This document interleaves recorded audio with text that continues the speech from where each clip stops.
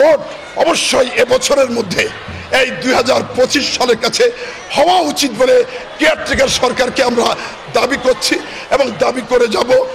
আপনারা জানেন যে আমাদের সবাই গণতন্ত্রের জন্য, স্বাধীনতা সার্বভৌমত্বের জন্য যুদ্ধ করেছিলাম, একটি ভোটের জন্য, একটি ফুলকে রক্ষা করবার জন্য জীবনের শেষ রক্ত দিয়ে স্বাধীন হয়েছিল। কিন্তু সেই ধারাবাহিকতায় আমরা যারা ছাত্র ছিলাম 90-এর এরশাদ পতনের মধ্যে দিয়ে সেই গণতন্ত্র দুই নেত্রীকে এক জায়গায় এনে এটা সংবিধান পরিবর্তন করে সংশোধন করে আমরা সংসদীয় গণতন্ত্রের প্রতিষ্ঠা করেছিলাম।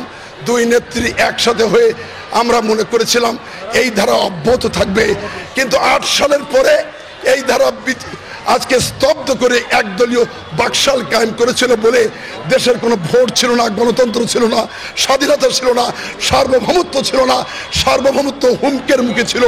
আজকে তাই এই সকল যে যুদ্ধে যে জন্য করেছিলাম একটি ফুলকে বাঁচানোর জন্য, একটি দেশকে বাঁচানোর জন্য, একটি বাংলাদেশকে পৃথিবীর অনন্য দেশ হিসাবে প্রতিষ্ঠা করার জন্য আমরা গণতন্ত্র গণতন্ত্র গণতন্ত্র চাই। যাকে খুশি তাকে আপনারা ভোট দেবেন। অবশ্যই আমাদের নেতা তারেক রহমানের 31 দফার মধ্যে অবশ্যই প্রথম দ্বিতীয় দফা হলো গণতন্ত্রকে সুসংহত করতে হবে। যাকে খুশি তাকে ভোট হবে। একের প্রান্তিক পর্যায়ে ভোট হতে হবে। 2টি মেয়াদের বেশি কেউ প্রধানমন্ত্রী থাকতে পারবেন না, তিনি ঘোষণা দিয়েছেন।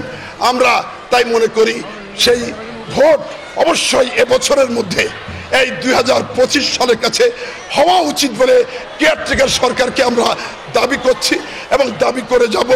অতএব আজকে সেই প্রত্যাশা এই দেশের জনগণ করে এবং জনগণ জন্য সেই প্রত্যাশা অবিলম্বে কেয়ারটেকার সরকার ভোটের মধ্যে দিয়ে তফসিল ঘোষণা করে এবং সংশোধন কিছু করে আমরা ভোটের তারিখ নির্ধারণ করার দাবি জানাচ্ছি। আজকের এই অনুষ্ঠান চমৎকার, সুন্দর এবং একটা অপ্রত্যাশিত কলার হাই স্কুলের জীবনের আমি মনে করি সুন্দর একটি প্রত্যাশা পূরণ করেছে এবং তাই দাবি করছি অবিলম্বে ভোটের দিন ঘোষণা করুন, শিডিউল ঘোষণা করার অঙ্গীকার ব্যক্ত করে সকলকে ধন্যবাদ জানাই।